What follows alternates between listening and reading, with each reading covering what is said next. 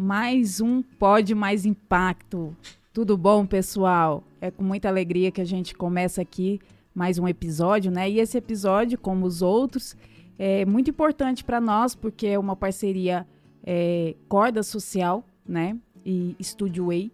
Nós falamos sempre, mencionamos aqui sobre o nosso trabalho, né? De ação social, e agora nós estamos nos estruturando enquanto Instituto de Impacto Social, e nós somos muito gratos a Deus e também aos parceiros. E hoje na nossa mesa nós temos uma convidada que ela é internacional, ela é uma querida, uma pessoa muito importante para muitas pessoas, inclusive para nós, coopera com o nosso trabalho, já é apoiadora, já contribuiu com recursos, inclusive no Cordas, né, para os adolescentes. Juntamente aqui também com a nossa amiga, né, nossa parceira, e já faz parte da nossa família, a Franciele Campos, né, a nossa conselheira do Instituto, inclusive. E é com muita honra que eu já vou apresentar a Denise. Denise, né, ela é pedagoga, psicopedagoga, tem 2 filhos, né, o Maurício e a Cecília. Ela trabalha com a educação já há 38 anos e no consultório, ela tem um consultório também muito atuante há 18 anos. Então, e a frase que ela me deixou foi a seguinte: nasci para fazer o que faço, apaixonada por aprender. E hoje nós vamos aprender muito na nossa mesa psicopedagógica, né? Muito iluminada, abençoada, com a Fran e a nossa convidada Denise Cardoso, né, Denise? Seja bem-vinda, muito obrigada, Denise. Obrigada, é uma honra receber você aqui, e não é brincadeira. Ela atende fora do Brasil, né? É palestrante, né? Nos Estados Unidos, não é, Denise? Pode falar mais sobre você. É um prazer para nós te receber aqui, viu, Denise? Tá, é uma alegria estar aqui conhecendo mais uma psicopedagoga, minha colega de trabalho, e tendo essa oportunidade de nós conversarmos, contribuirmos, aprender juntas. Eu espero que seja um momento de aprendizado e um momento onde a gente possa, de alguma forma, nós possamos de alguma forma contribuir, ajudar, somar, né? Eu quero dizer que todos esses títulos, o mais importante é de que eu conheço a Deus há muitos anos. Esse é o título mais importante que alguém, e mãe de família, que eu acho que esse é o título mais importante que alguém pode ter na vida, né? Sou também a avó da Rebeca, de 2 anos. É mesmo, eu vejo no perfil, sim. Eu tô imaginando 2 meninos pequenos que você já tem. Meu Deus. Já tem a minha netinha eu também. Eu vejo lá, linda família. Graças a Deus. A gente ama mais os netos do que os filhos, é verdade essa história? Na verdade, o amor do neto é um amor que não existe palavras para definir esse amor. Né? O meu filho até me perguntou quando a minha netinha nasceu: mãe, qual que é a emoção? Eu disse: eu não tenho palavras. Uau, é um amor, um sentimento que não tem palavras. É um amor muito diferente, mas muito especial. Vem num momento da vida da gente muito especial. Então, assim, não tem palavras para definir. Talvez o que o meu pai usava, né? Meu pai dizia que neto é filho com açúcar. Ai, já ouvi muito. Eu falaria que hoje, mais modernizando, que é filho com adoçante. Ainda muito melhor. Muito melhor. Mais saudável. Né? Então, assim, é um amor que não dá para explicar. Sabe? Que legal, Denise. Uma neta? Eu só tenho uma netinha por enquanto. Estou esperando. Na verdade, eu estou preparado para uns 4. Eu já avisei para meus filhos. Eu estou preparado para mais uns 4. Sim. Podem me dar. E eles estão lá nos Estados Unidos? O meu filho foi há 12 anos para fazer um curso superior no Cristo para as Nações, no Christ for the Nation, em Dallas, no Texas. E de lá ele ficou, teve a oportunidade de ser convidado. Hoje ele é pastor de crianças, junto com a minha netinha, na igreja Future Church, que é uma igreja associada a um ministério australiano, mas tem a base também no mundo inteiro, mas também nos Estados Unidos, ali em Atlanta. E nessas viagens que a gente vai para conhecer os amigos, rever os amigos, a minha filha conheceu o meu genro, que é o meu filho também, meu 4º filho, e se casou e está lá. Ela trabalha na área de finanças, de uma companhia que tem sede, uma companhia multinacional. E ela está ali servindo a Deus, os dois servindo a Deus. Ela também canta no louvor, meu genro toca. E eles são envolvidos, os dois envolvidos, os três envolvidos com Deus. Que é a riqueza da vida. É a riqueza. A riqueza da Sim. vida. Você vai sempre lá, Sim. Denise? Em média, 3 vezes no ano eu estou indo. Eu estive agora em outubro, vou voltar agora em dezembro. E lá, Deus, desde 2017, Deus me deu clientinhos lá. Eu não tenho autorização para praticar a psicopedagogia. Não existe esse nome psicopedagogo. É mesmo? Lá não tem. Lá tem outros nomes. Por exemplo, Learn Therapist, que é o terapista da aprendizagem, que tem a fono. Mas eu atendo aqui no Brasil. As brasileiras por online, quando eu vou ter a oportunidade de visitar as escolas. E assim, por que não tem? É porque a psicopedagogia, quando ela muda o forte dela, ela começou na França e na Argentina.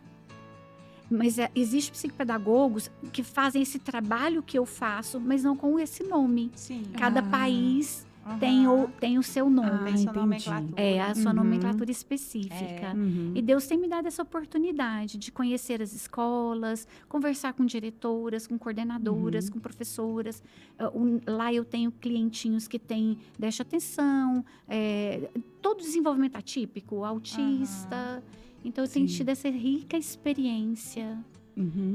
E você trabalha com análise de comportamento? É isso? Não, na verdade, a minha formação, eu sou pedagoga e psicopedagoga, que é uma especialização que a gente faz. Dentro de qualquer outra área, você pode fazer uma especialização e ser um psicopedagogo. Eu tenho o curso ABA, eu tenho a formação ABA, mas como o tratamento ABA é muito específico, ele é muito profundo, eu farei agora em março uma outra pós-graduação, essa de 2 anos, ABA. Porém, a psicopedagogia me habilita a trabalhar com todo e qualquer tipo de comportamento disfuncional ligado à aprendizagem escolar, que também reflete em casa. Entende? Sim. E aí eu tenho caminhado nesse sentido. A demanda é muito grande, né? E eu acho que só vai aumentar. Mas... E você atende muito escolas particulares? Na verdade, é o forte, assim. Na verdade, eu sempre estive na rede privada de ensino, como professora, coordenadora, professora do ensino superior, na pedagogia, diretora, coordenadora, sempre na rede privada. Já ministrei aulas na rede pública, mas algo esporádico, né? Entendi. E o consultório, ele sempre, o meu trabalho sempre no consultório foi voltado para o atendimento privado, particular. Porém, a gente também faz um trabalho, eu também faço um trabalho, né, voltado ao social, onde eu dou ali para aquelas crianças ou adolescentes ou jovens que precisam muito. Então, existe essa vertente também. Ah, que bom. Coisa boa. E, Denise, eu queria perguntar para você o seguinte. Hoje, estão ocorrendo muitos diagnósticos, né? As pessoas parecem que estão descobrindo mais, né? Entendendo mais. E eu vou começar falando do TDAH, né?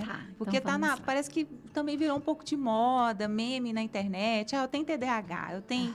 Né? Mas, assim, o que é o TDAH na criança? E se ela faz parte de um espectro autista ou não? É um transtorno separado? Ótima sua pergunta. Essa semana eu já atendi 2 famílias e eu escuto isso. Todo mundo tem TDAH. Na verdade, na minha avaliação, o que está acontecendo? Existe uma projeção e isso é excelente, porque as telas, a mídia tem divulgado os transtornos, porque não é só o TDAH, os transtornos. Algo muito positivo que está acontecendo também. As celebridades estão se declarando. Recentemente, nesse ano, eu fiquei sabendo, não sei se é uma notícia fidedigna, porque a gente tem que tomar muito cuidado com as notícias. E eu não tenho, e a gente não tem, às vezes, ao alcance para saber se é fake news ou se é... Que até o príncipe Harry se declarou TDAH. Olha só. Então, várias autoridades, várias pessoas que têm projeção nacional, mundial, se declararam TDAH. A artista Cleo Pires, né? Recentemente, vários artistas, pessoas de renome. Então, e aí surge... Nós, no Brasil, nós temos uma cultura, na minha avaliação, assim, ó, de virar moda, né? Então, tem o lado bom da divulgação, porque existe muitos subdiagnósticos, ou seja, pessoas que têm transtornos e vivem a vida colecionando fracassos e não sabem que tem um transtorno, e aí o nome do transtorno é preguiça, agitação, é descontrolado, procrastinador, entende? Ele é esquisito, ele é diferente. Sim, esquisito, diferente, excêntrico, antissocial, inadequado, e pode ser que tenha transtorno. Então, todo mundo tem um transtorno? Não. O DSM-5 e o CID-10, que é um livro aonde o CID é mais o Brasil, mas o DSM-5-TR, que ele foi atualizado, que é um livro dos transtornos mentais mundiais, aonde Europa, Estados Unidos, parte da América Latina também, o Brasil também segue, existe o conjunto de sinais. Porque nós estamos vivendo uma geração desatenta, concorda? Sim, a nossa vida virou uma vida muito rápida, fast food, fast informação. Tudo é fast, tudo é rápido. Sim. E aí a pessoa esquece alguma coisa e fala assim, eu tenho TDAH. Eu tenho TDAH. Não, existe um conjunto de sintomas para você se enquadrar dentro daqueles sintomas. Você pode ter desatenção e não ser TDAH, que é o transtorno déficit de atenção com hiperatividade. Mas você acha, até dentro disso que a Fran começou até brincando um pouco também, porque as pessoas estão falando muito hoje, né? Você acha que elas são diagnosticadas ou pode ser que muita gente usa um pouco disso e lança isso, assim? Nem foi diagnosticada, mas fala. Então, eu gosto muito, quando de falar do que eu assisto. Sim. As pessoas que eu sigo, as pessoas que eu pesquiso, são pessoas que já têm o diagnóstico. Por exemplo, eu recebi agora, essa semana, um consultório, e a mãe falou assim, eu tenho TDAH. Eu disse, você tem o diagnóstico? Ela, eu não tenho o diagnóstico. Entende? Porque cai muito... A gente sabe que tudo aquilo toda nomenclatura que cai no uso comum é a questão da depressão, é a questão da ansiedade. Né? Porque ele perde tudo que cai. A maioria dos conceitos que caem no senso comum, eles perdem a profundidade e o conceito real. Sim. Então, eu recebo no consultório crianças de 5 anos. Ai, tia Denise, sabe? É porque eu sou muito ansiosa. Eu falei, amor, o que é ansiedade? Não, porque assim. Eu falei, amor, na minha opinião, você é muito intensa. Entende? Porque o conceito que está no dicionário, o conceito que está no DSM-5, o conceito que está, a definição que está no CID-10 é o que importa para nós a nível de ciência. Nós estamos falando, quando fala de TDAH, nós temos que lembrar que é um diagnóstico baseado em evidências científicas, em pesquisas. Para você ter ideia, o primeiro trabalho publicado no mundo sobre TDAH foi em 1902. Nossa. As coisas demoram a chegar para nós, né? Sim. A primeira droga, o primeiro remédio foi sintetizado em 1938. Foi comercializado em 1942. Nossa. Eu disse isso ontem pro pai, a coisa não é assim, ó. Não vou dar esse remédio porque ele vicia, no caso do TDAH que precisa de medicamento. Então, o TDAH não é só um modismo. Sim. Ele existe, mas eu acredito que possa ter pessoas que usam, que possam usar como outros assuntos.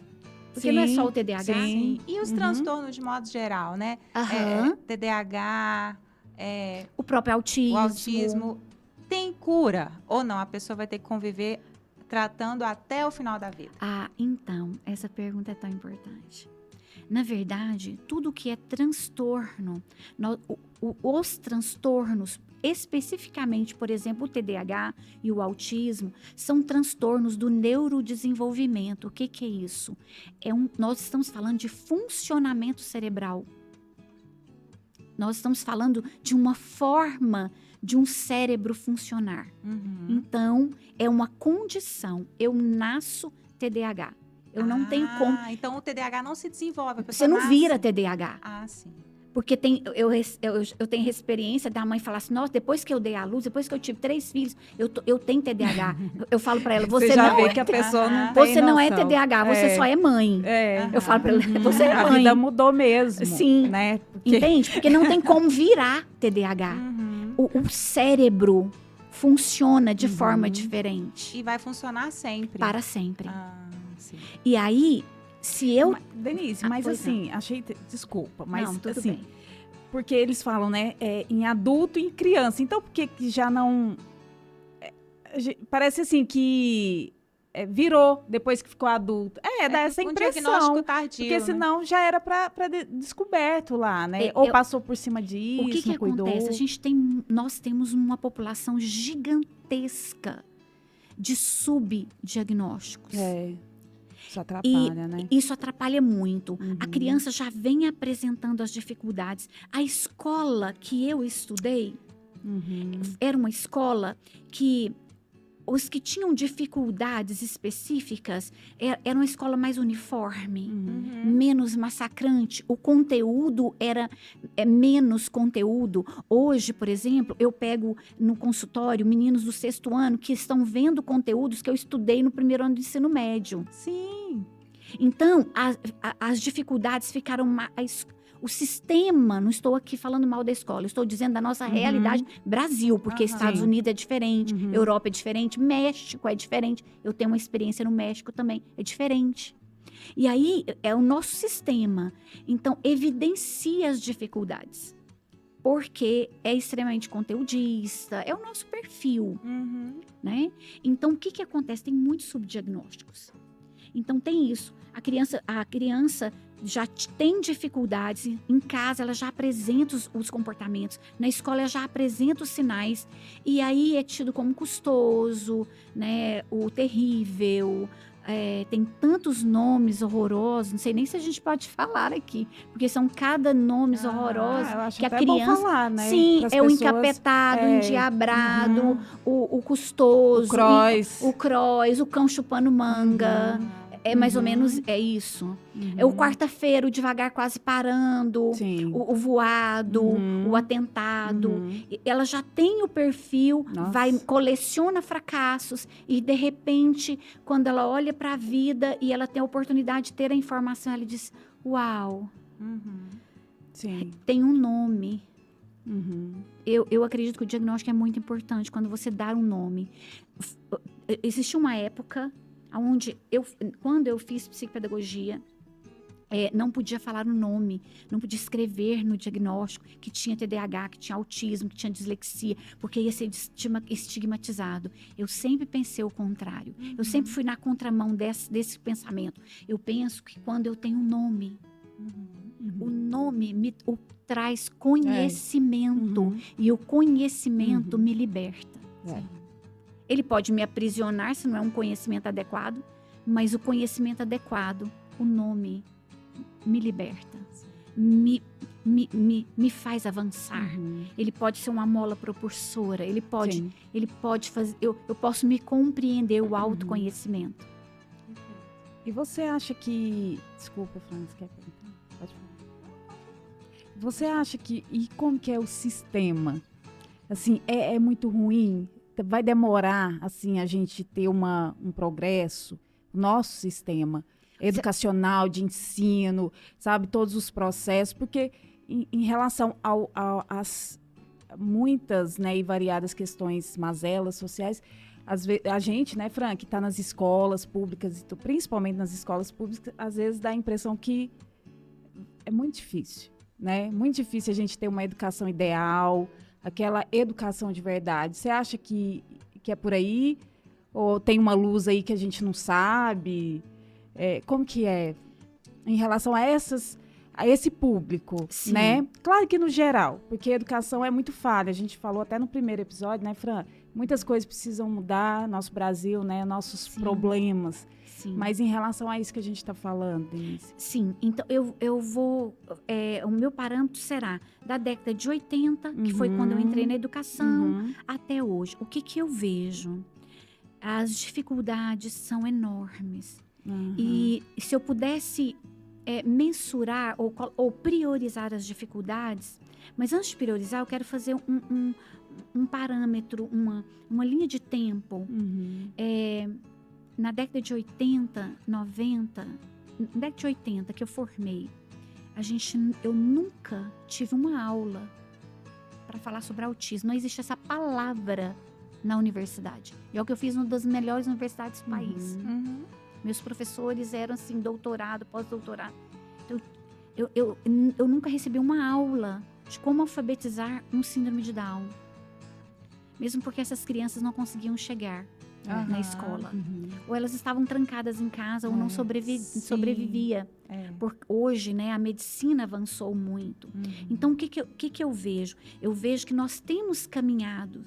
E o advento das telas, da mídia, da internet, tem nos ajudado muito.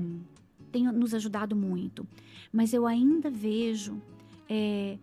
nós estamos caminhando a nível de mundo, quando a gente compara, eu sei que a gente não pode comparar a nação com a outra, mas a gente, porque a gente tem que comparar nós conosco mesmo, mais país. Mas a nível de pesquisa, de enfrentamento, eu vejo hoje muito desconhecimento, estou falando de evidências científicas, não é só disso aqui. De estudo, de dedicação. E quando você sai da educação infantil, Fundamental 1, Fundamental 2, e vai só piorando, às vezes, o acesso que o professor tem à informação. Não estou culpando o professor. Sim. Porque hoje um bom livro, custa mais de R$100. Sim. E o professor sobrecarregado, muitas vezes, não consegue ter tempo para se aperfeiçoar. Para se aperfeiçoar. Então, é todo um contexto. Sim. Mas eu tenho visto, Ludmila, um movimento muito importante dentro das escolas, no sentido de essa realidade, ninguém aprende igual a ninguém, tem as crianças que são diferentes, tem os adolescentes diferentes, e muitos se movendo, saindo da comodidade. É diferente mesmo, quem quiser aprender, aprende. O professor, eu dei a aula, quem não aprendeu, o problema dele. Mas nós ainda caminhamos, principalmente, eu acredito, eu não tenho muita experiência na rede pública de professora, lá de dentro de sala de aula, mas eu vejo muitos professores empenhados, sabe, estudando sozinho, pegando o livro emprestado, me chama pelo Instagram, Denise, me chama no WhatsApp, sabe? Então eu vejo esse movimento, mas nós temos leis, e todas as leis que nós temos, a maioria delas foi batalha de mães. As mães se uniram, as mães lutaram, os profissionais se uniram. Né? O movimento partiu do social. A sociedade. A força, né, da sociedade civil, das pessoas, a nossa força. Né? Então, eu quero até falar para as mães que estão me ouvindo, vá atrás, vá com muito amor, com muito respeito à escola. Você tem uma força, que é a força da sua opinião, da sua dor. Transforme a sua dor em luta. Porque nós temos conseguido muitas coisas. E soluções, né, para os próximos, né? Sim, deixando esse legado para os que estão vindo por aí. E hoje é muito comum, assim, essa palavra autismo também é recente, né? Sim. E falando em autismo, recentemente também foi dividido, assim, em níveis. Ele é nível 1, ele é grau 1, grau 2, Você pode explicar para a gente qual que é a diferença desses graus, desses níveis? Tá. O autismo é um transtorno do neurodesenvolvimento, é um cérebro que funciona totalmente diferente dos típicos, porque a gente não fala mais criança normal e criança especial, nem o termo é pessoas com deficiência. Então, esse é o termo. Muda muito o termo, né? Já mudou. O PCD, né? Sim. Até das empresas, né? Quando Sim, vai recrutar. né? Pessoas com deficiência. Sim. E aí, em relação ao autismo, existia o autista. E aí, hoje, o que existe, e é um avanço, existe em autista, porque leve, moderado e grave, a gente não fala isso mais. Nós falamos autista, nível 1 de suporte, nível 2 de suporte e nível 3 de suporte. O que seria um autista nível 1 de suporte? Geralmente, as características, ele tem linguagem, mesmo que seja uma linguagem que não comunique tanto, mas ele tem um certo nível de linguagem e comunicação, porque linguagem e comunicação são coisas diferentes. Porque às vezes não tem linguagem, mas eu comunico que eu quero café. Estou comunicando. Então, ele tem um nível de linguagem, ele socialmente, ele às vezes consegue ficar sentado na sala de aula, por exemplo, por algum tempo. Então, ele precisa de menos suporte, menos ajuda de alguém. Sim. O nível 2, em geral, ele precisa de um pouco mais de suporte, tem menos autonomia, às vezes tem menos linguagem, e o nível 3 é que precisa de todo um suporte. Então os é o não verbal. Se classificaram mais por conta da independência, do suporte, autonomia. É o nível do suporte e autonomia. Então, essa é a divisão. E aí, também mudou essa nomenclatura, falava síndrome de Asperger, né? Esse Asperger, hoje, é o nível 1 ou não? Na verdade, as pesquisas já mostram que esse nome já tem um tempo que está em desuso. Né? Então, quando eu ouço até alguém falar, eu falo, nossa, está em desuso. Sim. Por quê? Alguns médicos ainda usam, porque a nomenclatura, quem fecha diagnóstico é o médico. Então, alguns ainda, você às vezes encontra raramente alguém falando síndrome de Asperger.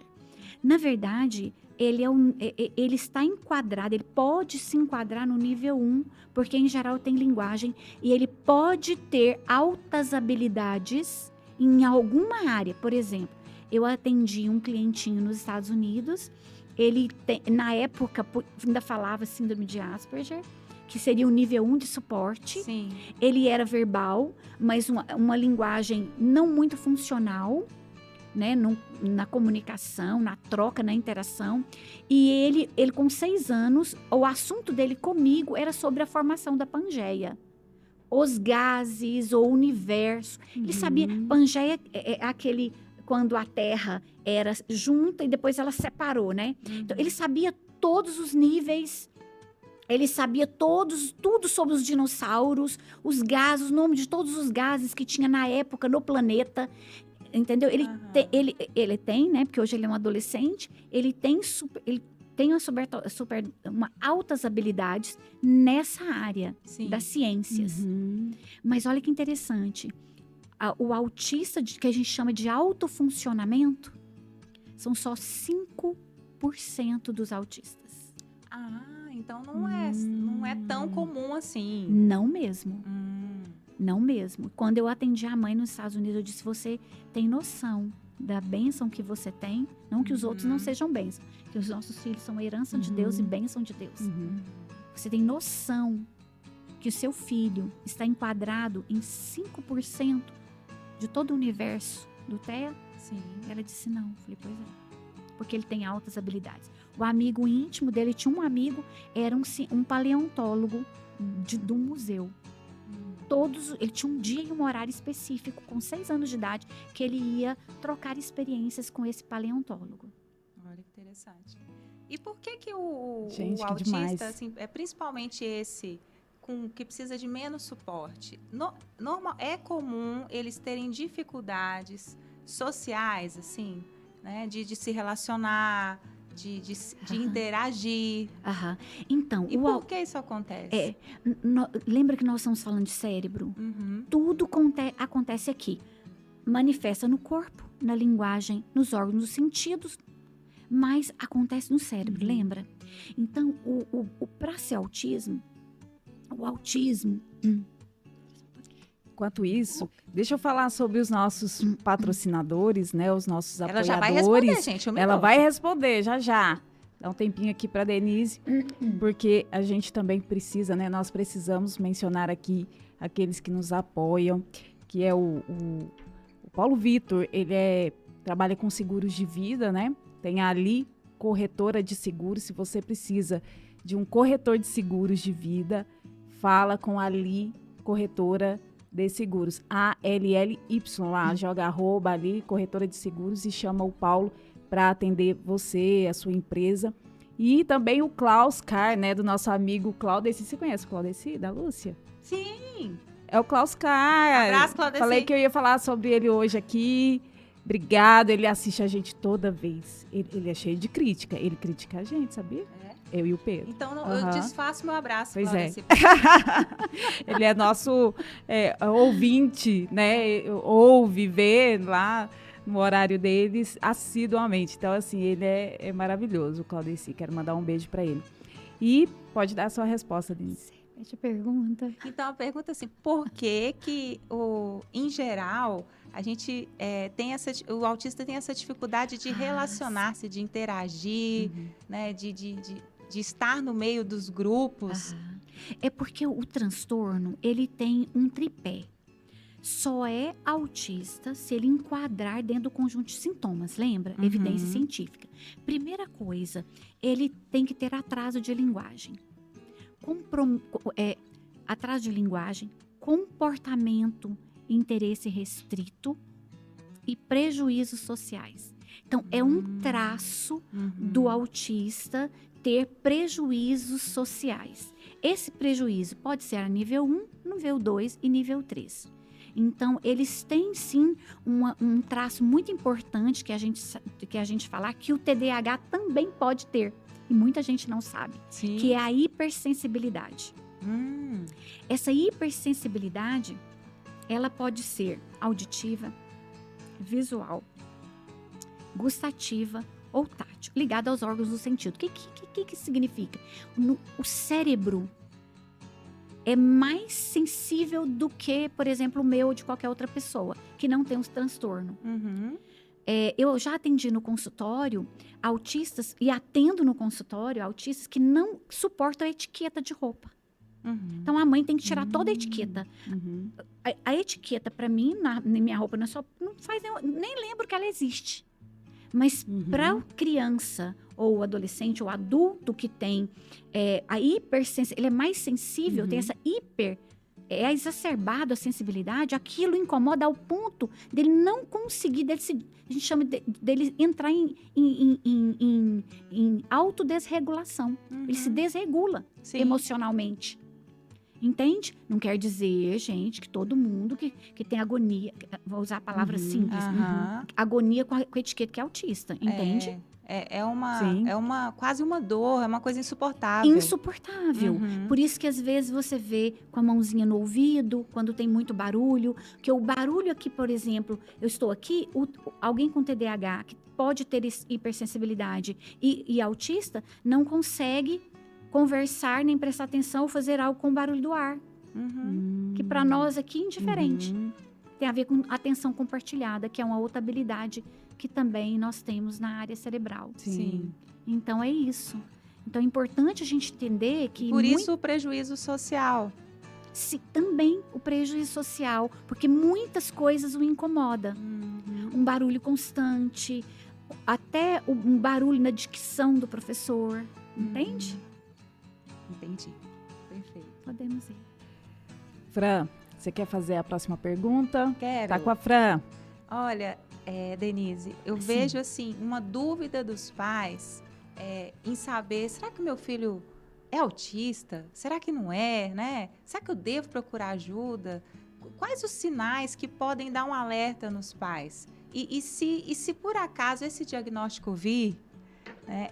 Eu vejo muitos pais sofrendo, às vezes negando, né? É normal essa negação, é normal, ou é normal ele sofrer com aquilo também, sabe? Ignorar funciona, né? Não, meu filho não tem nada e eu vou seguir. Quando o alerta deve ser dado e como o pai procurar ajuda? Tá, então eu posso dividir em duas partes. Sim, que eu perguntei um monte de perguntas numa só, né? Não tem problema. Vamos dividir por partes. Em relação ao diagnóstico. Sim. Na verdade, a criança, quando nasce, ela já apresenta sinais. Criança que chora muito, tem dificuldade no contato da amamentação, tem dificuldade das roupinhas que vestem quando nasce. Né? A criança já começa a apresentar os sinais. Lembra que é um transtorno do neurodesenvolvimento? Sim. Então, já nasce. Já nasce. Já vão ter marcos do desenvolvimento que vão ser que precisam diferentes. ser analisados, os marcos, se ele está dentro dos marcos do desenvolvimento. Sim. Por exemplo, por volta de 6, 7 meses, a criança já tem que estar sentadinha. Né? Então, tem os marcos e o pediatra orienta. Vocês sabiam que já existe uma lei que obriga os pediatras, em determinada fase do desenvolvimento, por volta dos 18 meses, a aplicar um conjunto de testes para saber se a criança tem sinais, se apresenta sinais. Então, olha aí, na hora de escolher o pediatra, veja se ele faz isso, não é? É igual aqueles do pezinho, é junto com esses? Não, orelhinha e tal, aí já coloca... Não, é por volta, porque o um ano e meio, né? Porque, de idade. Porque por 18 meses, achei que era quando nasce. o pediatra já precisa... Na verdade, o pediatra que estuda. Aquele, O né? médico que estuda, porque a gente sabe que tem todas as profissões, tem aqueles que estudam e aqueles. Não estou falando mal da classe médica, tá? Estou dizendo da realidade. Então, a criança já começa a apresentar, desde que nasce, os sinais.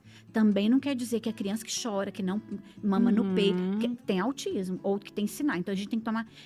Eu particularmente, eu gosto muito do cuidado com os termos, sabe? Então, a gente tem que ter muito cuidado. Então, o que acontece? Com o acompanhamento com o pediatra de todo mês, fazer aquela sequência, é extremamente importante, certo? A criança pode apresentar sinais. E o que acontece? Porque tem dois... O autismo pode se manifestar de duas formas. A criança já nasce com toda criança nasce com sinais. Mas, desde pequena, ela apresenta todos os sinais. Sim. Desde muito de bebê. E tem aquela que desenvolve tipicamente, que a gente não vai falar normal, tipicamente, por volta dos 2 anos, ela, como se fosse, isso não é uma regra, mas amanhã dorme, começando a falar as palavrinhas, interagindo, e de repente acorda não correspondendo mais, com movimentos repetitivos. Existem esses 2 traços.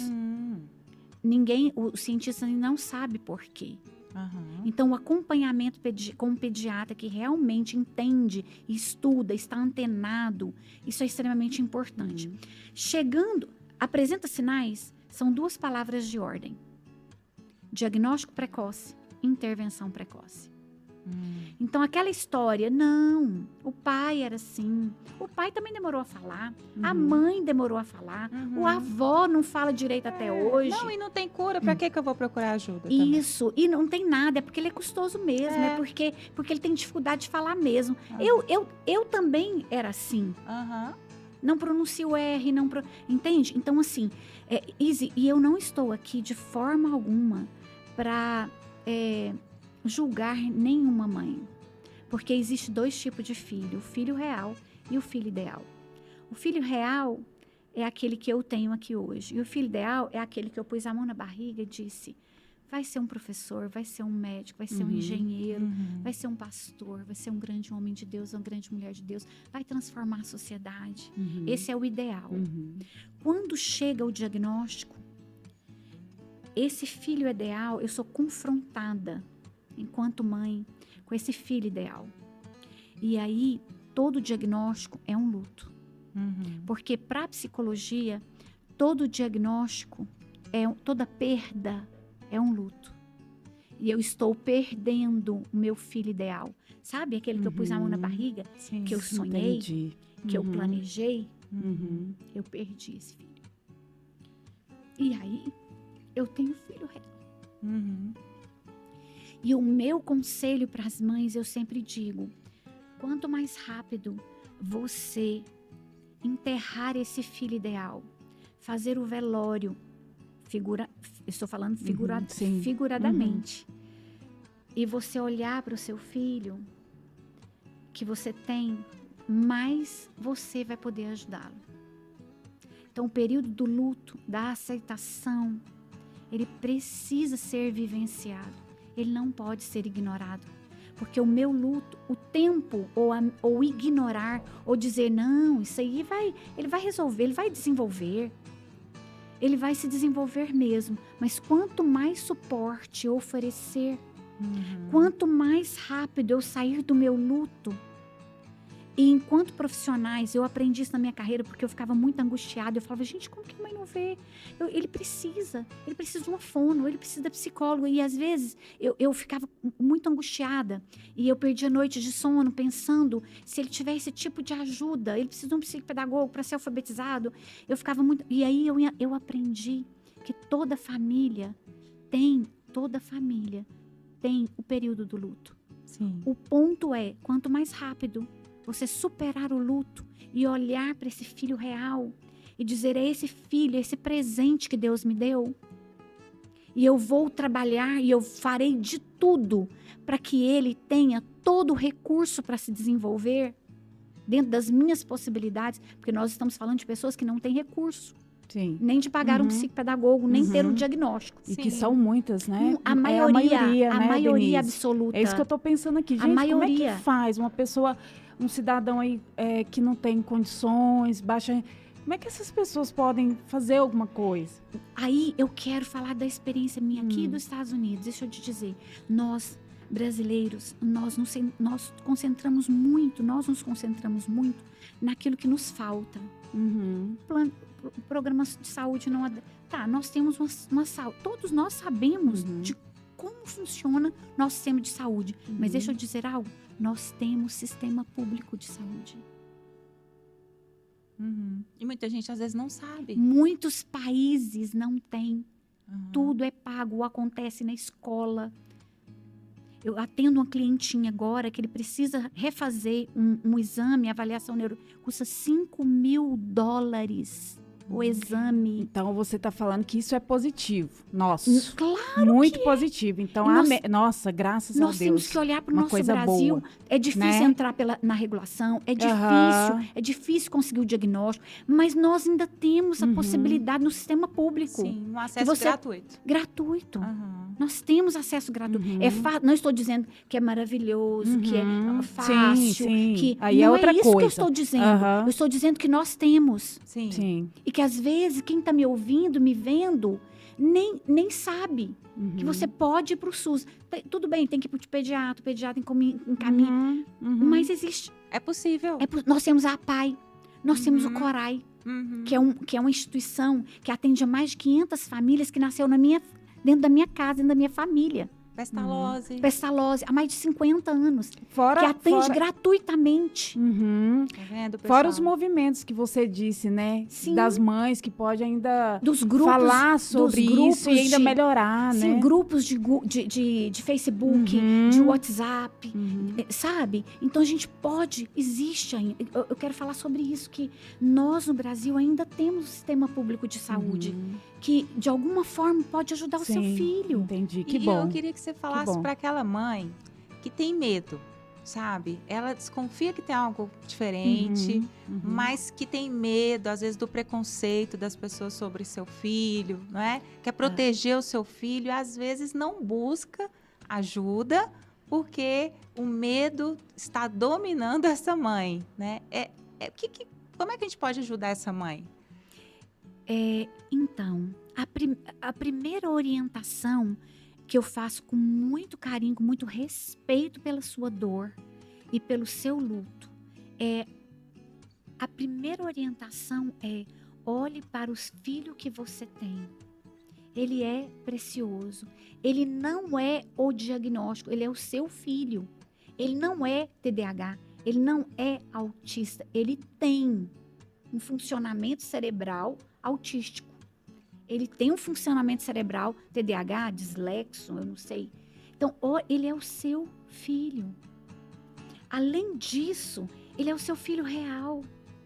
E se Deus, a gente que acredita em Deus, se Deus te deu esse presente, porque eles são a herança de Deus para a nossa vida, você tem recursos. Se você não tem, você será capacitada. Busque alguém, busque ajuda. Meu Instagram está aqui, o meu WhatsApp está aqui, no nosso está aqui. Não tenho todas as respostas, não sei tudo, mas o que a gente não sabe, a gente vai atrás de quem sabe, para nos ajudar. E quanto mais rápido você vencer o seu luto e procurar ajuda e sair da negação, eu quero te dizer que você tem a opção de ficar para sempre na negação. Não, meu filho não tem nada, ele só é custoso, ele só é voado, ele é preguiçoso, né? Ele é diferente. Você tem essa opção de ter esse olhar para o seu filho, mas o que eu quero deixar com muito respeito à sua condição é de que isso não vai ajudar muito o seu filho, talvez quase nada. E nós temos o tempo de plasticidade cerebral. O que é isso? A capacidade do cérebro de fazer mais conexões para aprender. E essa capacidade... Enquanto isso, Paulo Seguros, tá? De vida ali, corretora de seguros. Se você precisa de alguém para te atender, né, em relação ao seu seguro de vida, aquilo que você está pensando aí para o seu futuro, fala com o Paulo, tá? @ali corretora de seguros e chama lá o Paulo para bater um papo com você. Pode continuar, Denise.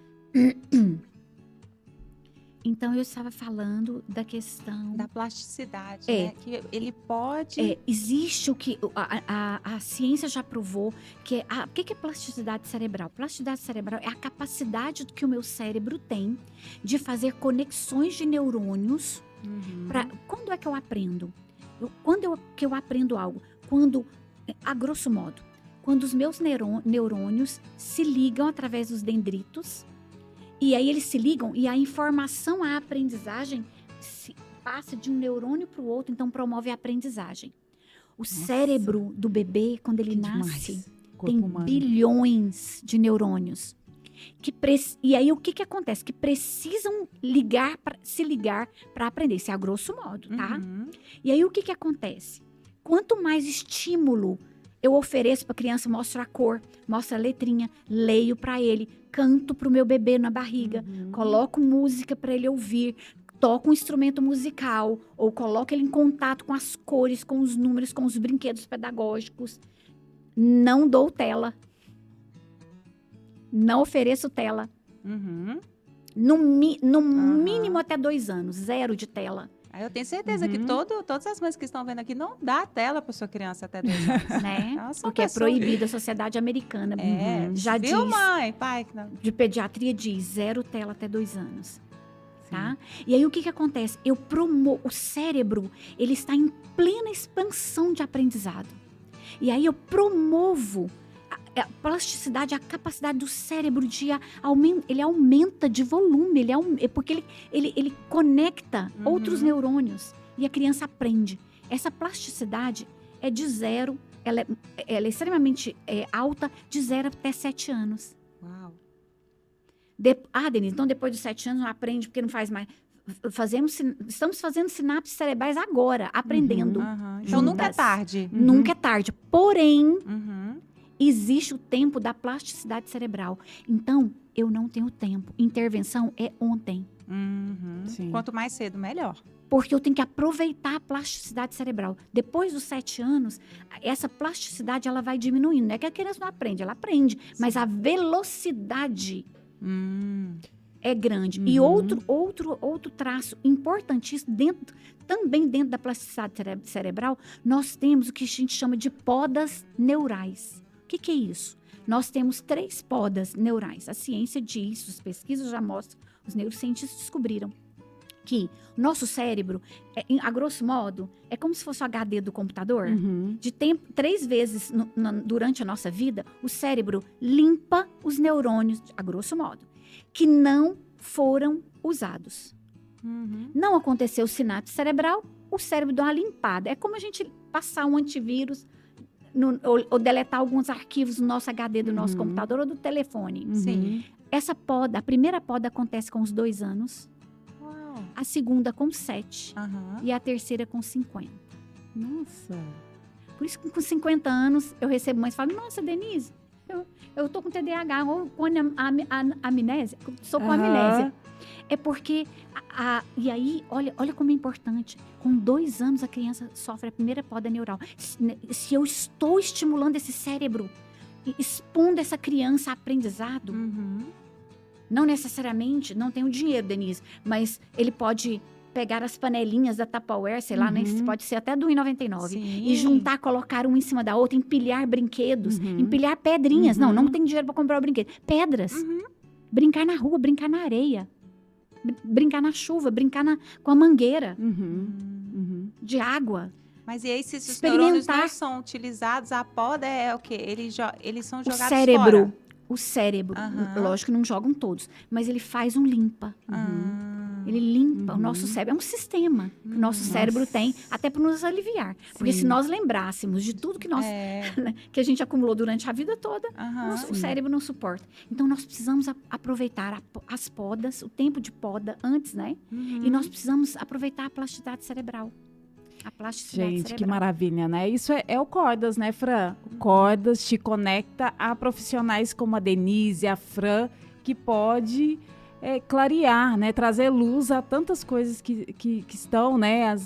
Muitos pais com muitas dificuldades. Eu vejo, né? Chega até nós, né, Fran? Muitos comentários, né? Que você já até respondeu aqui.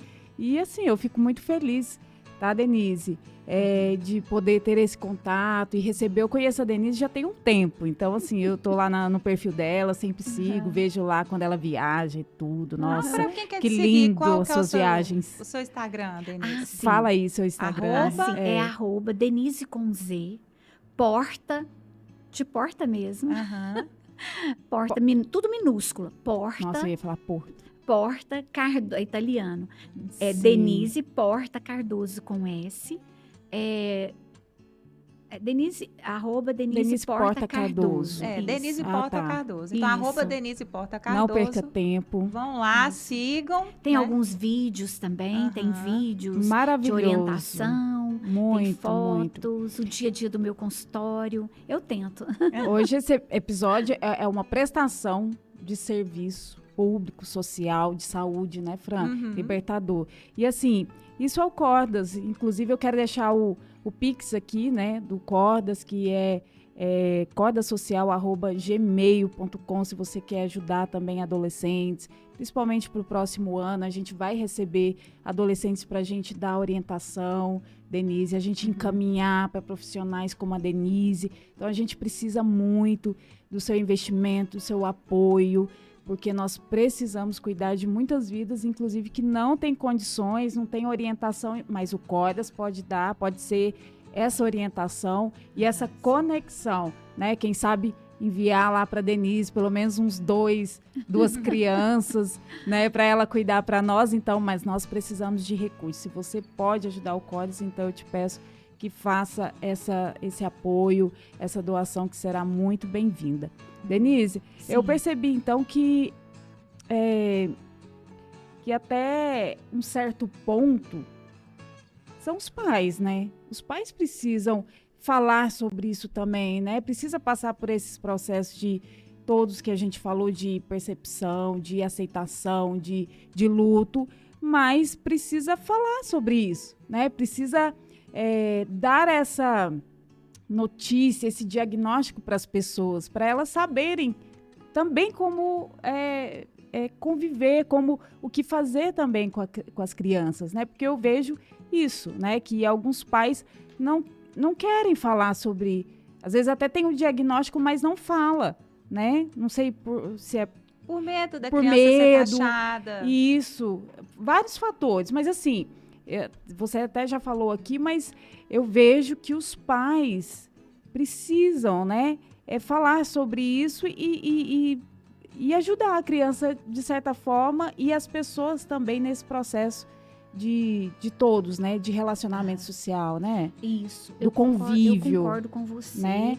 Que a gente deve respeitar. E não julgando mesmo, Sim. né? Ninguém que está julgando a mãe, né? Vocês falaram aqui, eu nós percebi somos mães, a profunda dor, né? E não é julgamento, né? Não é nada nesse sentido. Mas assim, em algum momento passa pelos pais. Eu já falei isso com a Fran, né? Porque os pais precisam falar sobre isso também. Se foi diagnosticado, fale, porque nós precisamos todos aprender no convívio, né? No processo de convívio. Sim, eu estive agora, recentemente, fazendo uma capacitação e para os professores e a pergunta número 1, que não era pergunta, a colocação número 1, Denise, a gente olha para quando a criança chega, a gente sabe que a criança tem algo e a gente pergunta, ela precisa de um cuidado especial e a mãe não fala.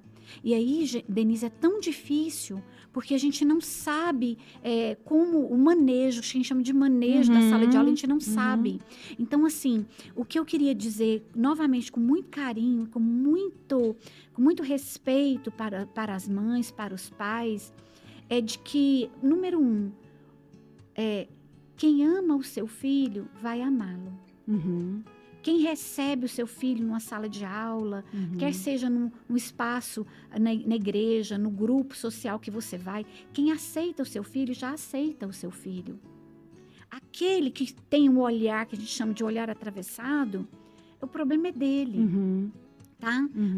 O seu filho já tem o seu amor. Ele não está precisando do amor do outro, porque o amor mais importante, ele tem de Deus, ele tem de você. E quem perguntar ou quem precisar da informação, ofereça a informação sem esperar que ele aceite, que ache estranho, que acha um absurdo. É o seu filho. E desculpa a palavra, que é uma palavra até meio inadequada, vão ter que engolir o seu filho, no sentido, vão ter que aceitá-lo como ele é, porque todos nós somos diferentes. E aquele que não receber, que pena. Aquele que não tiver empatia, que pena. Mas é muito importante. Quanto mais você se posicionar, você falar com todo carinho, você dizer, olha, o meu filho tem um desenvolvimento atípico. Meu filho tem algumas limitações. Porque quem ama, vai amar. Eu, por exemplo, um dia já eu disse ama, uma mãe, né? Ela fala, Denise, a escola, e ele vai ser, vão ter preconceito. Eu falei, deixa eu te falar, você ama sua filha, eu já amo. A sua filha não precisa de amor de mais ninguém, porque ela já tem muito amor. Entende? Perfeito. E é simples assim. Quanto mais informação, quanto mais quando eu falo para você, meu filho é autista, meu filho tem síndrome de Down, meu filho tem uma limitação, meu filho tem TDAH, eu estou falando para mim, eu estou falando com o meu coração como mãe. E eu falo aqui, e eu trago para cá. É interessante, eu tenho uma história que eu gosto de contar. Quando eu estava em sala de aula, e eu estava na coordenação pedagógica, né, da escola. E tinha uma criança que é esse autista precisa menos suporte, né? E ele estava na primeira série, alfabetização. Lindo, educadíssimo, né? Mas na hora do recreio, ele ficava em pânico. Não queria por conta do barulho. Aí ele vinha para minha sala e pedia para ficar comigo lá na sala, com os olhos cheios de água, assim, chorando por conta do barulho e incomodava. Não, pode ficar aqui. E aí, algumas professoras não entendiam e queriam expor ele a muito barulho, a muito estresse, mas eu entendia ele, né? E ele se sentiu assim, a gente ficou numa conexão tão boa, porque no recreio ele ficava comigo, e aí um dia ele falou para mim, chegou do nada, ele falou assim, tia, você sabia que eu te amo? Aí eu falei, que lindo! E eu sou muito de toque físico. Eu falei, nossa, posso te dar um abraço? Ele, não.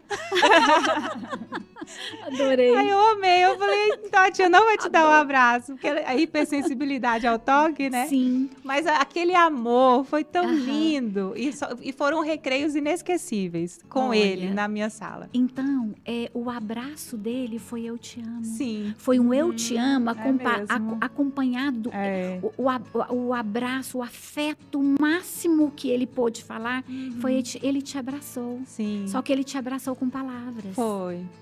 E aí, quem tem resistência a esse tipo de convívio, porque não é fácil para a gente conviver com o diferente, e diferente em qualquer área, em qualquer lugar, porque a gente perde essa riqueza. Porque essa experiência que você está me falando com o olho cheio de lágrimas, você não esquecerá nunca. Nunca. E isso é riqueza. Para a alma. Isso alimenta a nossa alma, porque é isso que nos torna é o sentido da vida. Nós estamos aqui nessa terra também para isso. É para isso.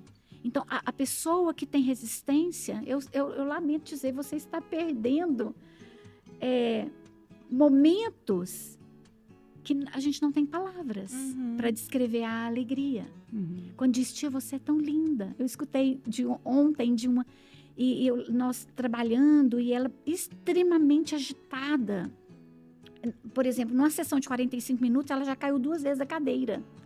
Uma cadeira sim, né? Por causa da agitação. E aí, no determinado momento, ela, tia, você é tão linda. Eu falei, amor, muito obrigada. Não, tia, você é muito linda. Você entende isso? A gente perde. Nós, seres humanos, a gente está perdendo isso. Porque isso, o dinheiro não compra. O cartão de crédito não dá para passar, nem por aproximação. E essas riquezas. Nosso mestre, né, Jesus, ele é o exemplo, né, de sensibilidade, humildade, empatia, né? De sentir a necessidade do outro. Conviveu com o leproso, com o cego, com o pedinte, o mendigo, com os doutores da lei, que também tinham só diplomas e títulos, mas pobreza de alma. Sim, exatamente. Ele é o nosso grande exemplo. Denise, e quais são os maiores diagnósticos, assim? Quais são os mais, assim, ou não tem? Os mais frequentes. Mais frequentes, o que mais chega para você? No meu consultório, a demanda, porque como a psicopedagogia está ligada à escola, a demanda é dificuldade de aprendizagem. Então, a família percebe, a escola percebe que tem alguma coisa porque a criança está com dificuldade para aprender. 90%, 95% é a escola que busca. E aí tá ligado a algum transtorno. Aí depois você vai Pode estar conferir. ligado. Pode ser dificuldade de aprendizagem e pode ser transtorno de aprendizagem. São coisas totalmente diferentes. Então. O que é uma dificuldade de aprendizagem? Eu não sei a multiplicação, porque eu não sei tabuada. Tá? Daí, a professora particular senta, ensina a tabuada, e a criança aprende a tabuada e aprende a multiplicação. Então, era uma dificuldade de aprendizagem. Transtorno de aprendizagem, o aluno, acontece 2 anos, por exemplo, não consegue alfabetizar, aprender a ler e escrever. 2 anos com o professor particular, com suporte da escola e não aprendeu. Pode ser uma dislexia, um TDAH com dislexia, com desortografia, com descalculia. Tá vendo a diferença de transtorno e dificuldade? O transtorno é algo que está ligado ao funcionamento cerebral. A dificuldade também, mas a dificuldade eu ensino, a criança aprende, rompe Às vezes e vai embora. O professor mesmo. É o professor mesmo, Às né? Nem sempre. Às vezes é o método. É o método. A forma de ensinar. Olha eu falando dos professores. Né? Nem sempre. Porque, gente, nem sempre é o professor. É o método. Pode ser também, mas a maioria das vezes é o método de ensinar. Sim. Né? Aquele professor que só usa saliva, a criança que é mais visual, que precisa de um recurso, que precisa do concreto para aprender a contar. Entende? Pode ser também o método. Mas no meu consultório, assim, 99% transtorno de aprendizado. E quando chega no consultório, já está muito grave. Certo. Você viu aquela série The Chosen? Vocês assistiram? Você fala do Mateus lá, né? Que ele é autista. Você viu que legal? Eu achei maravilhoso. E eu escutei uma pessoa da produção dizendo que achou interessante colocá-lo. E aí ele tem hipersensibilidade, ele tem toque. Né? Eu achei de uma eu lembrei de uma de vocês, assim, da Fran, de vocês, assim, eu falei, nossa, elas devem estar achando o máximo. Eu amei aquilo, falei, gente, outro detalhe, quando eu vou ministrar nas igrejas, eu falo, eu digo, olha, na minha opinião, tá? Na minha visão, Pedro era um clássico caso de TDAH. Gente, o soldado romano chegou para pegar Jesus. Olha o que Pedro fez. Lembra que os judeus estavam sob o domínio dos romanos. E aí o que acontece? Ele avança, ele invade o espaço, a impulsividade. Porque um dos traços do TDAH é a impulsividade. Ele avança, ele toma a espada, ele saca a espada do soldado e ele arranca a orelha. Na verdade, ele não mirou na orelha, ele mirou na cabeça. Porque, como ele era pescador, eu imagino. Isso aqui não está escrito na Bíblia, gente. Isso aqui é minha mente fértil. Era pai na cabeça. Na verdade, ele mirou na cabeça. Verdade. Não é o Pedro que é colérico, não, né? Sanguíneo. É o sanguíneo. O Paulo, né? Paulo que colérico. Tá. Isso. Entende? Aí ele é um caso... E aí Jesus resolve o caso do hiperativo. Porque o hiperativo é assim, ele faz, depois ele pensa. O impulsivo, eu faço, depois eu peço desculpa. Depois, eu faço, depois, não é diferente daquele que já manipula. É bem específico, vamos tomar Mas a cuidado. impulsividade do Pedro chama atenção. Olha o que ele fez, era passivo de morte, a atitude dele. E Jesus vai e resolve o problema dele. Pega a orelha e cola. Então, ele é um caso clássico, Pedro. Marta e Maria, gente, lembra? Jesus lá na... Vamos lembrar a cena? Jesus, vai imaginando aí. Jesus lá na casa de Maria, assim, eu imagino a cena. Aos pés de Jesus, assim. Aprendendo. Ó, com a boca aberta, assim. A gente que dá aula, tem aula assim. Tem nada lá dentro, ele não tá nem ali. Eu brinco que é missa de corpo presente. Só tá o corpo, não tem ninguém lá dentro. A cabeça, Maria aos pés de Jesus, assim. E Maria aos pés de Jesus. E Marta ligada no 440, né? Nem no 220. E ainda interrompe Jesus, fala, Jesus, olha só, manda me ajudar, porque tá passada demais? Tá calma demais? Então a Bíblia já traz os tipos de funcionamento cerebral. Sim. Maria, toda desatenta, mas se o senhor tivesse aqui, ó, meu irmão Lázaro não tinha nem morrido, ó. Pensou, falou. Porque a hiperativa é assim. Sim. Ele tem o que a gente chama a dificuldade de menos dopamina e ele tem dificuldade no controle inibitório, que é outro assunto. Então, pensou, falou. Bateu aqui, falou. Entende? Sim. Então, a Bíblia já nos traz os traços. Exatamente, verdade. Então, a gente pode ali... tem vários personagens que a gente pode... É lógico que é uma conjectura, mas a gente já pode perceber os sinais. Sim. Que estão ali.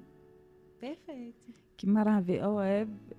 Tá vendo a importância da informação, né? De falar sobre todas as coisas, né? Sim. E que sempre esteve no nosso meio, não é algo novo. Não mesmo. Né? Isso aqui agora... Não, isso sempre aconteceu, mas a informação traz uma libertação, né? Um entendimento sobre isso e fica muito mais fácil lidar, né? Sim. Eu acredito muito no poder da informação. Sim. Porque eu experimento na minha vida. Eu leio, eu ouço e eu aprendo muitas coisas, né? E coisas que podem mudar informações que podem mudar o nosso destino, porque muda a forma, a estrutura de pensamento. Eu vi um autista na igreja gritando. Ou estava no supermercado e o menino começou a gritar. E eu olhei, nossa, gente, que absurdo. Cadê a mãe desse menino? É assim? Nunca é o pai. Cadê a mãe desse menino? Tem isso também. E aí, observa, lembra, ele está dando birra ou ele está em crise? Que são coisas diferentes. Será que tem... Um dia eu estava com alguém num ambiente público e a pessoa até trabalha com criança. Ela, olha só, meio dando birra. Olha isso. Eu falei, você já pensou se ele é autista? Uhum. Porque só é birra, talvez, se ele for autista. A pessoa na hora falou assim, nossa, é mesmo, né? Eu falei, então, a gente tem que ter empatia. Sim. Conhecimento. Conhecimento me leva a outro nível. Sim. Não de superioridade, ai, porque eu sou... Sim. Não, mas de compreensão humana. De empatia, me colocar à disposição do outro. Porque quando o menino está aqui desregulado, que a gente chama de desregulado, né? Emocionalmente, e eu não fico só olhando, encarando a mãe, pensando, nossa, gente, não vai fazer nada com isso. Quando eu me coloco na minha posição, de às vezes nem ficar olhando tanto e Mas recriminar. você acha que os pais, a mãe quer que a gente faça alguma coisa? E o que seria essa coisa? A primeira atitude num ambiente público seria o olhar, a nossa postura de julgamento, corporal. condenação. Porque a gente olha mesmo. Né? Automático, olhou, né? Sem viu querer. que tem algo. Então, algo que seria muito humano, muito empático, seria pensar, ele está dando birra? Se der birra, a mãe, o pai, a família, o responsável resolve.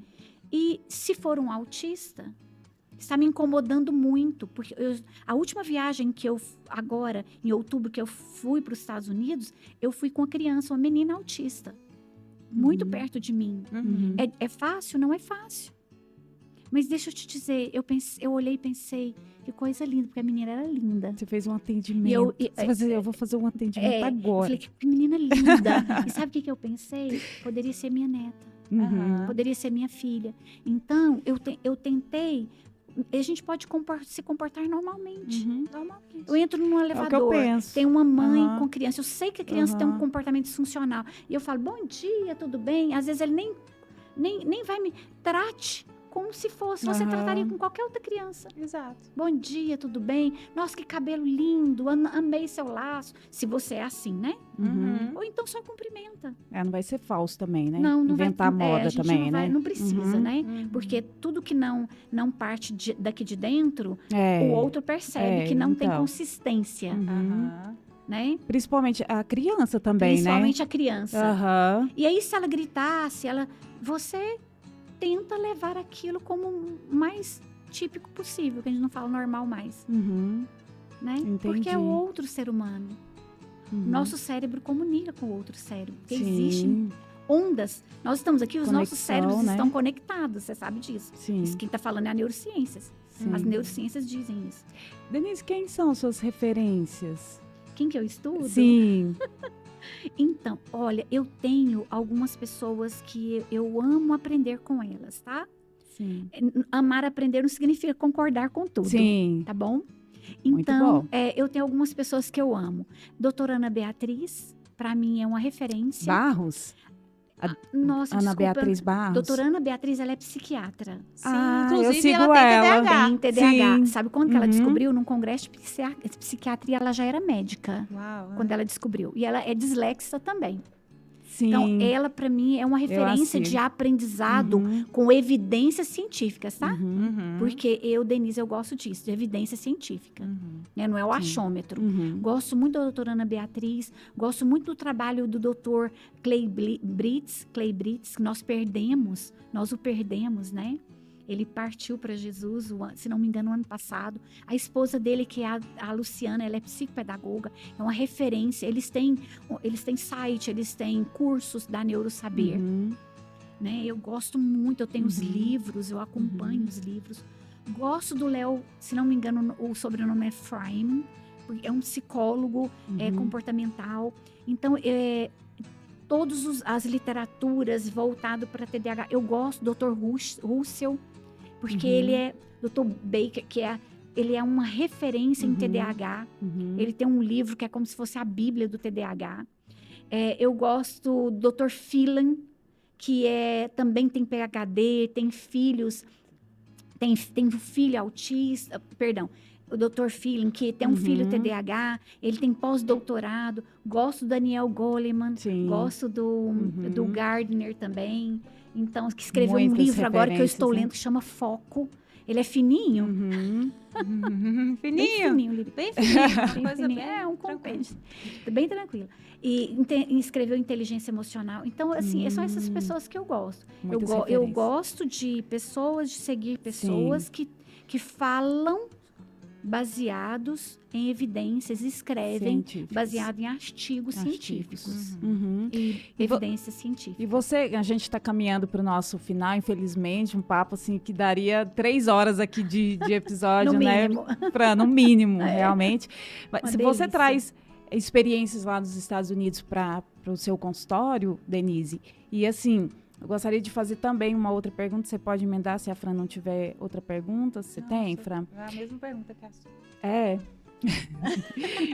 E eu gostaria de saber de você se você tem uma opinião sobre inclusão social. O que você pensa sobre isso e qual é a verdadeira inclusão social na sua visão? Você fala em macro, no sentido macro. Tá, mas também dentro do nosso assunto, se você preferir. Mas se for no macro também, eu gostaria de saber se a gente, porque se fala muito sobre isso, né? Fala-se muito sobre inclusão social, não sei o quê, é isso mesmo? Ou para você, a inclusão passa por tudo isso que a gente falou aqui, dos seus pacientinhos, né? Também, né? Eu acredito muito que a inclusão passa pelo conhecimento. Conhecimento. Só o conhecimento, o aprendizado, não me faz uma pessoa inclusiva. Nem uma escola inclusiva, nem uma igreja, nem um grupo religioso, em nenhum ambiente inclusivo. A espaço, a vaga preferencial não torna o ambiente inclusivo. Ele é uma regra em si, né? Sim, ele é uma etapa da inclusão. A inclusão, na minha visão, passa por tudo isso, pelas leis, pelas regras, pela questão do atendimento prioritário, pelo crachá de identificação, tudo isso é muito importante. Mas na minha visão e na minha experiência, a inclusão, ela começa com conhecimento e ela começa com um posicionamento interno, individual. Eu me posiciono diante desse universo totalmente diferente. E um posicionamento de empatia. Sim. Me colocar no lugar dessa mãe, me colocar no lugar dessa criança, me colocar no lugar desse adulto, desse adolescente. Isso é com conhecimento mesmo, né? A gente despojar dos nossos preconceitos, do nosso achismo, né? De achar que nunca aconteceria com a nossa família, e de que a mãe acontece isso para um pecado, porque errou, porque a mãe foi omissa, o pai foi omisso, porque... Pagando língua, né? Aquelas... aí, ó, pagando. É custoso porque tá pagando língua. Esses mitos... E são mitos que trazem prejuízo. Então, primeiro, o conhecimento, um posicionamento interno de empatia com essa família, com esse indivíduo. E também uma disposição interna de entender que eles estão entre nós, que eles fazem parte da nossa família, da nossa vida e que eles têm o que aprender. Sim. Eles podem aprender e eles podem me ensinar.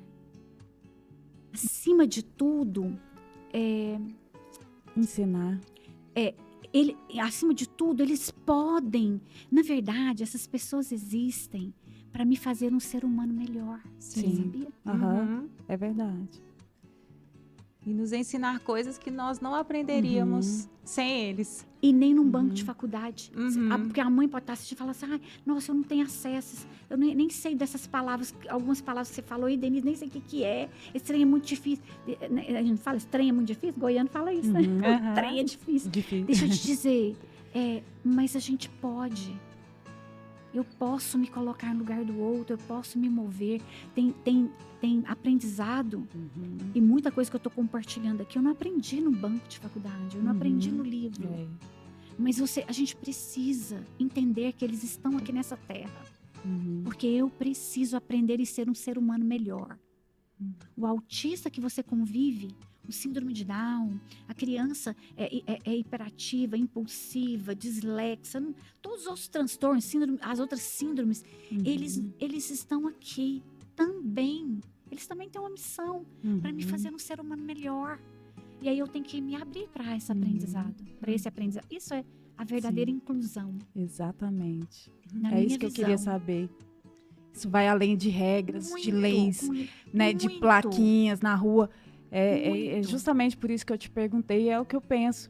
Então, se você gostou, segue lá a Denise, eu tenho certeza que você gostou também, a Fran, todos nós. Eu também. E Studio Way, nossos parceiros aqui, né, de projeto, de podcast maravilhosos. Vem para Studio Way, vem tomar um café aqui, faça uma visita, conheça o trabalho. Eles têm, assim, fazem tudo na área de publicidade, de marketing digital, de filmagem aéreas, todo tipo de filmagens. São produtores, né, musicais, então faz a sua música para a sua empresa, né, seu jingle. Eles fazem tudo, tá? Aqui você encontra de tudo. E muito obrigada, Denise. Deus continue abençoando você, que você continue, né, com muita prosperidade aí nesse fim de ano e nos próximos, tá? Muita saúde para sua família lá nos Estados Unidos. Fala da gente lá do Cordas, tá? Lá nos Estados Unidos, você fala. E aí, você até falou de desajustes aí no final. Talvez seja a maneira, né, de Deus nos ajustar, né? Com todas essas questões e a gente ser mais humano, né, mais parecidos com Ele, né, e para sermos sensíveis. Então, nossos filhos não são, né, para desajustes, mas para ajustar a todos nós, né? Sim, e a gente ser melhores a cada dia. Para a glória dele, né? De Deus. Sim. Obrigada, Denise. Obrigada, Fran. Se vocês quiserem falar mais alguma coisa, Denise. A gente já está caminhando para o fim. Tá, eu gostaria de agradecer a oportunidade, nessa rica oportunidade, eu gostaria de agradecer a oportunidade, essa oportunidade de aprendermos juntas, de olhar nos olhos, de crescermos juntas e de alguma forma trazer alguma informação. E se ajudar uma pessoa, já valeu toda a pena. Com certeza. Eu que agradeço, me coloco à disposição. É um privilégio poder compartilhar. E eu também aprendi muito. Muito obrigada. Obrigada. Que Deus também possa abençoar vocês, nos abençoar nesse caminho para ajudar as pessoas que tanto precisam. Amém. Eles precisam muito. Tenho certeza que já respondeu muitas pessoas e já ajudou muitas pessoas, tenho certeza. Que coisa boa. Tá? Muito obrigada. Esse foi mais um episódio. Fiquem com Deus. Muito obrigada. E venham aqui para Studio Way. Tchau, tchau, pessoal. Tchau, Fran. pessoal. Tchau, Denise. Tchau. Tchau. Obrigada.